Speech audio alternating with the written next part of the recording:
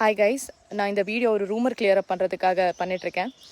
எல்லா news சேனல்ஸ்லேயும் ஆர்டிகல்ஸ்லேயும் and YouTube சேனல்ஸ்லேயும் ஒரு fake news circulate ஆகிட்டுருக்கு.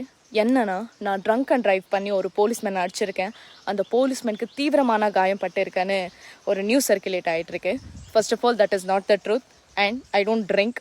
And yes, there was a minor accident. ஒரு minor accident நடந்தது and the policeman is all right. Policeman நல்லா தான் இருக்காங்க, நானும் நல்லா தான் இருக்கேன். ஸோ இந்த மாதிரி ஃபேக் நியூஸ், ஃபேக் வீடியோஸ் எல்லாம் ப்ளீஸ் நம்பாதீங்க.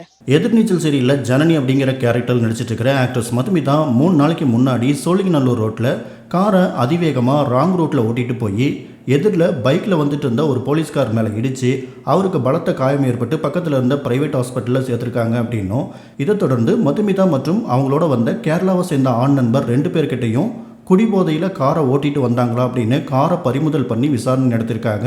மதுமிதாவும் அவங்களோட காரில் வந்த நண்பரும் நாங்கள் கரெக்டாக தான் வந்தோம் அப்படின்னு சொல்லி போலீஸ்காரங்கிட்ட ஆர்குமெண்ட் பண்ணியிருக்காங்க அப்படின்னு போலீஸ் தரப்பில் சொல்லப்பட்டதாக பிரபலமான ஒரு ப்ரெஸ் மீடியாவில் செய்தி வெளியாகி சேட்டலைட் மீடியா வரைக்கும் வைரல் ஆகிடுச்சு. க்ரைம் டைமில் எல்லாம் கூட குற்றம் நடந்தது என்ன அப்படிங்கிற மாதிரி டீட்டெயிலிங்லாம் பண்ண ஆரம்பிச்சிட்டாங்க.